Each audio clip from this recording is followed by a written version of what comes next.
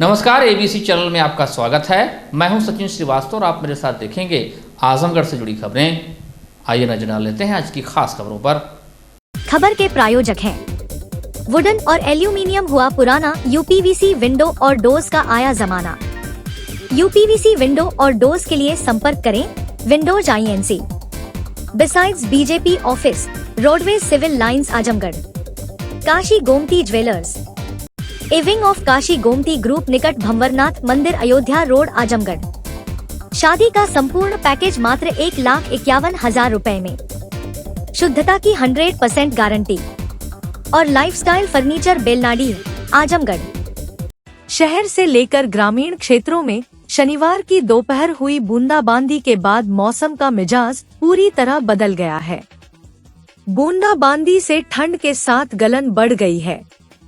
बारिश के बाद बड़ी ठंड ने लोगों की मुश्किलें बढ़ा दी हैं। शनिवार की दोपहर सर्द हवाओं के साथ बूंदाबांदी शुरू हुई।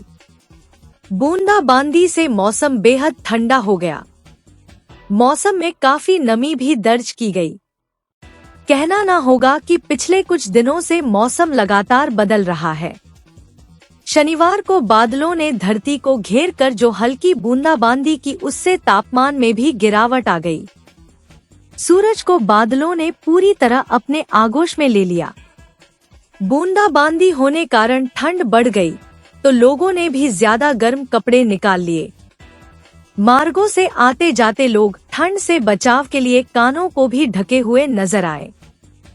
लगातार तापमान में गिरावट शुरू होने के साथ ही ठंड अपना असर दिखाने लगी है। ठंड का बढ़ता प्रकोप गरीबों पर भारी पड़ने लगा है। वहीं दूसरी तरफ बारिश व ठंड को लेकर किसान खुश हैं। किसानों का कहना है कि खेती बाड़ी के लिए यह बारिश वरदान साबित होगी। किसानों ने इस मौसम की बारिश से खुशी जाहिर करते हुए इसे अत्यंत लाभकारी बताया है। किसान अब गेहूं की फसल अच्छी होने की संभावना जता रहे हैं। मौसम से इस समय गेहूं की सिंचाई होनी है किसानों को। गेहूं की सिंचाई के लिए फ़ायदा इस समय है। सरसों के लिए भी फ़ायदा सिंचाई के लिए। इस समय बहुत तगड़ी बरसात ना हो तो नुकसान नहीं है। हल्की फुल्की बरसात से किसानों का फ़ायदा है।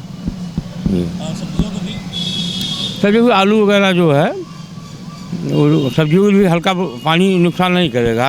अगर ज़्यादा बरसात होगी सब्जियों को नुकसान करेगा। इसके पहले जो मौसम था वो ठंड न पड़ने के कारण ज़्यादा परेशान से ठंडक पड़ नहीं रही थी।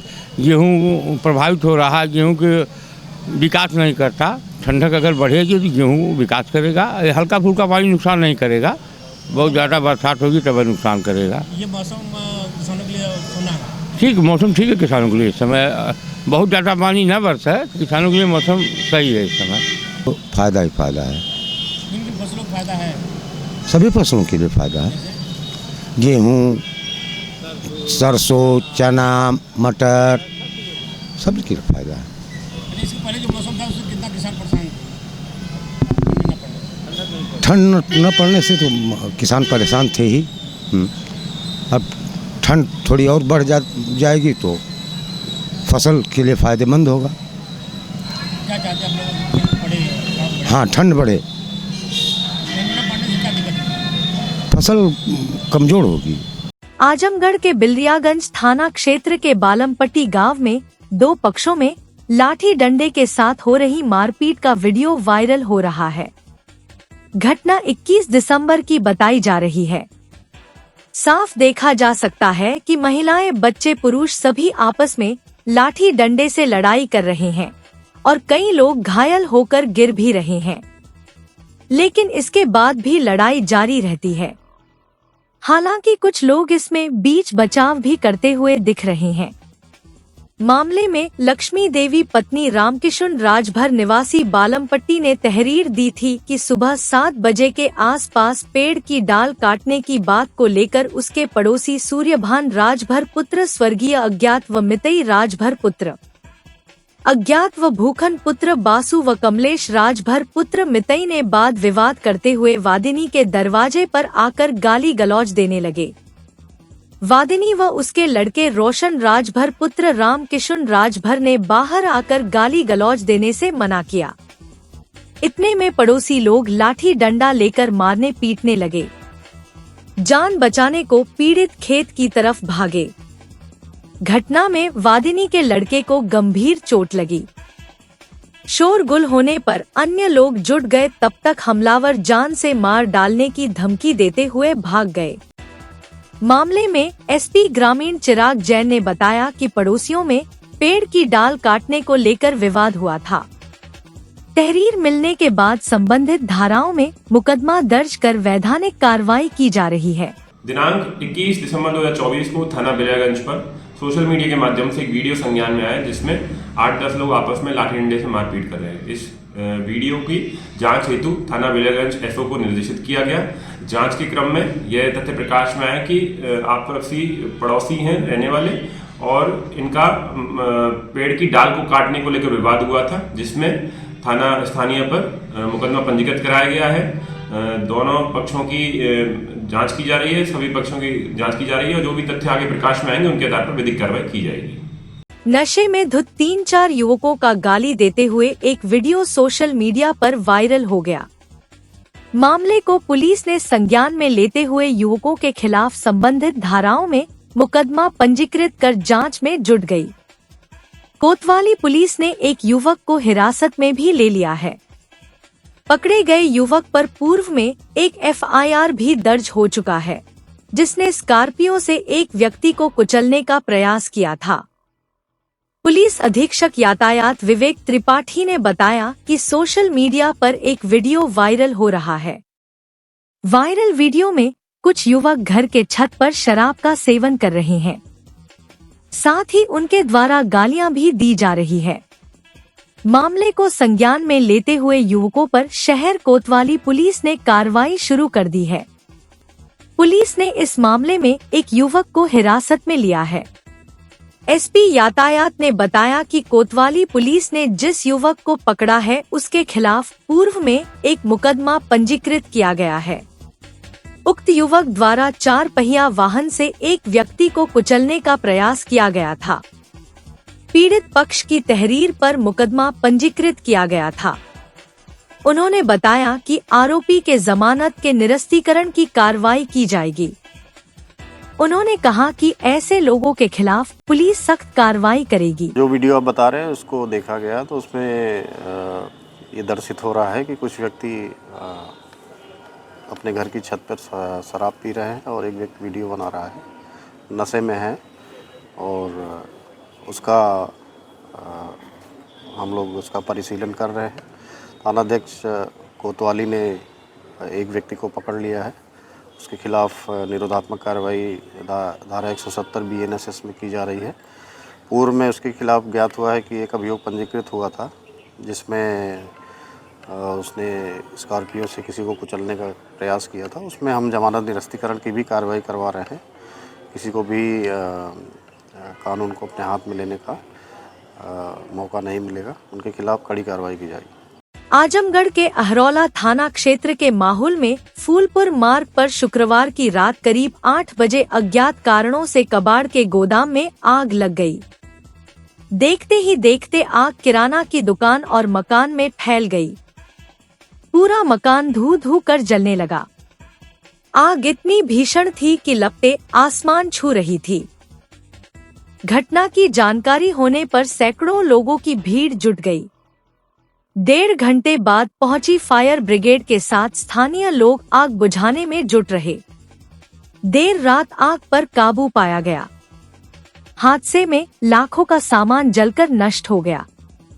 अहरौला के माहुल कस्बे के नेहरू नगर वार्ड निवासी संजय बर्नवाल का फूलपुर रोड पर मकान है।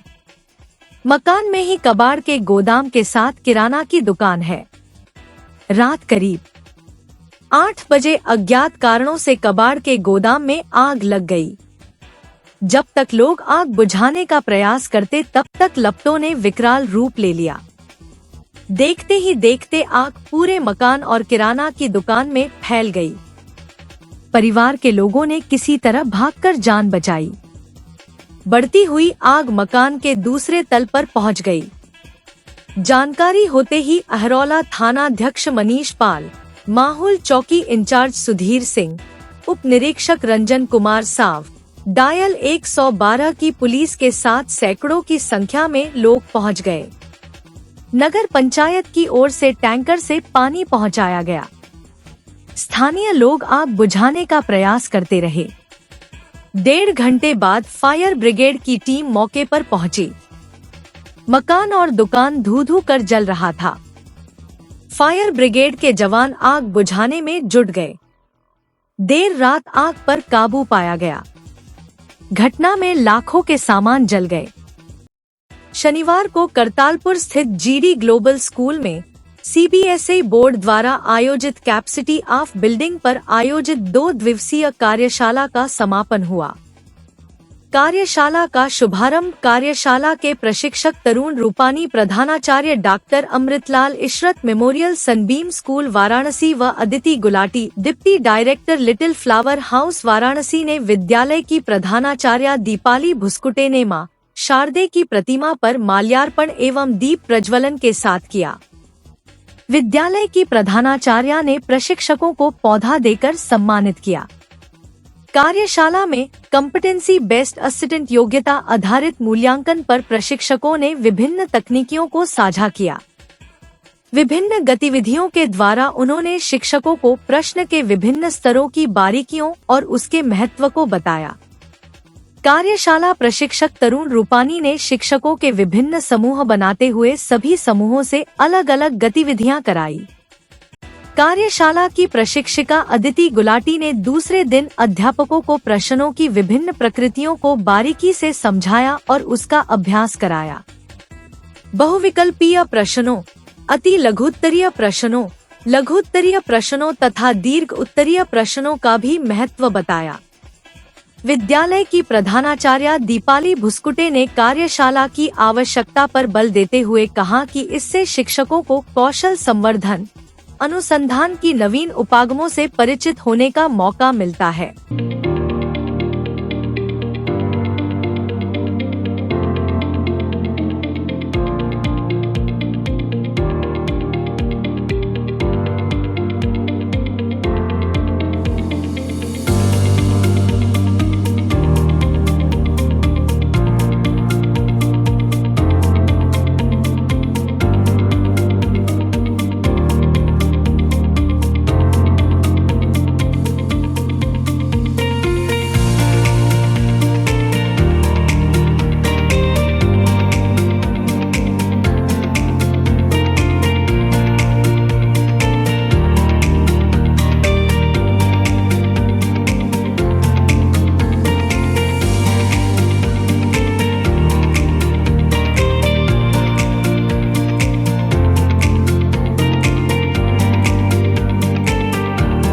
छियासीवीं नेशनल बैडमिंटन चैंपियनशिप 2024 में आजमगढ़ के शिवम शर्मा व शांतनु शर्मा का शानदार प्रदर्शन सबके दिलों को जीत लिया, जिससे एक बार फिर आजमगढ़ का नाम गौरवान्वित हुआ है। बेंगलुरु में 20 दिसंबर से 24 दिसंबर तक आयोजित योनेक्स सनराइज 86वीं सीनियर राष्ट्रीय बैडमिंटन चैंपियनशिप में आजमगढ़ के शिवम शर्मा, जो कि आरबीआई को प्रतिनिधित्व करते हैं, ने राष्ट्रीय बैडमिंटन चैंपियनशिप में दोहरी सफलता अर्जित की। शिवम शर्मा ने पुरुष युगल में अपने पार्टनर संतोष गजेंद्रन के साथ खेलते हुए क्वार्टर फाइनल तक का सफर तय किया। वहीं टीम चैंपियनशिप और मिक्स युगल में खेलते हुए कांस्य पदक जीतने का गौरव प्राप्त किया। शांतनु शर्मा ने भी शानदार प्रदर्शन करते हुए प्री क्वार्टर तक का सफर तय किया। बताते चले कि शांतनु शर्मा, जो कि शिवम शर्मा के छोटे भाई है और झारखंड राज्य की तरफ से प्रतिभाग करते हैं, वे पुरुष सिंगल से लगातार 3 वर्षों से झारखंड के चैंपियन हैं। लगातार 3 वर्षों से राष्ट्रीय प्रतियोगिता में हिस्सा ले रहे हैं। साथ ही ओपन इंटरनेशनल प्रतियोगिताओं में भी प्रतिभाग कर रहे हैं। शिवम शर्मा एवं शांतनु शर्मा की इस शानदार उपलब्धि पर जिले के तमाम खेल प्रेमियों व शुभ चिंतकों ने खुशी प्रकट करते हुए बधाई दिया। बधाई देने वालों में जिला बैडमिंटन संघ के सचिव पीयूष सिंह यादव, अध्यक्ष डॉक्टर डीपी राय, कोषाध्यक्ष रमाकांत वर्मा, वरिष्ठ उपाध्यक्ष Krishna Murari Srivastava, doctor Nitin Singh, doctor Amit Singh, doctor Swasti Singh, doctor CP Rai, Mohammad Shahid, Prabhakar Singh Chhote, Dwarikadhish Pandey, Mohammad Asfar, हर्षित सिंह, नीलू सिंह सहित आदि शुभचिंतक शामिल रहे। आजमगढ़ जिले के पवई थाना क्षेत्र में 2.5 साल की मासूम के साथ रेप का मामला सामने आया था। यह घटना गुरुवार देर शाम की बताई गई। आरोपी मासूम को लालच देकर अपने पास ले गया और नशे की हालत में रेप की घटना को अंजाम दिया। मासूम के चीखने चिल्लाने की आवाज सुन बच्ची के परिजन पहुंचे तो देखा कि आरोपी इंद्रेश बच्ची के साथ गंदी हरकत कर रहा है। बच्ची के परिजनों को देखते ही आरोपी मौके से फरार हो गया। इसके बाद इस मामले की सूचना पीड़ित के परिजनों ने डायल 112 और थाने की पुलिस को दी। मौके पर पहुंची पुलिस बच्ची को लेकर अस्पताल पहुंची और मेडिकल कराया। साथ ही आरोपी पर मुकदमा दर्ज कर लिया है। स्थानीय लोगों ने बताया कि आरोपी युवक नशे में था। थानाध्यक्ष अनिल कुमार सिंह मैं हमरा द्वारा मुकदमा उपरोक्त से संबंधित वांछित अभियुक्त इंद्रेश पुत्र तीरथ ग्राम ओरल कमटार थाना पवई जनपद आजमगढ़ उम्र करीब 32 वर्ष को मुखबिर खास की सूचना पर फत्तनपुर इमली महुआ मोड़ के पास से गिरफ्तार कर लिया। वुडन और एल्युमिनियम हुआ पुराना, यूपीवीसी विंडो और डोर्स का आया जमाना। अपने घर, मकान और ऑफिस में लगवाएं शानदार यूपीवीसी विंडो और डोर्स। दीमक, पेंट, पॉलिश के खर्चों से बचें। High security, sound proof, energy saving, fire resistant, water proof, one time investment. UPVC window और डोर्स अब आपके शहर आजमगढ़ में उपलब्ध। Windows INC besides BJP office, roadways, civil lines, Azamgarh. Kashi Gomti jewellers, a wing of Kashi Gomti group, निकट भंवरनाथ मंदिर, अयोध्या रोड, आजमगढ़।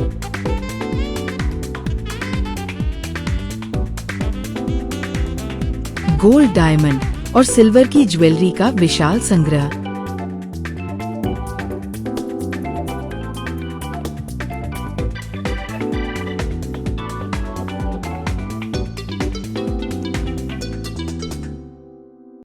शादी के गहनों का संपूर्ण पैकेज मात्र 1,51,000 रुपए में। शुद्धता की 100% गारंटी। खूबसूरत लम्हों को बनाएं और यादगार। पहुँचे काशी गोमती ज्वेलर्स, निकट भंवरनाथ मंदिर, Ayodhya road, Azamgarh. Lifestyle furniture, Belnadi, Azamgarh. सभी प्रकार के फर्नीचर एवं इलेक्ट्रॉनिक सामानों की भरपूर रेंज उपलब्ध। हमारे यहाँ EMI की सुविधा 0% ब्याज पर उपलब्ध।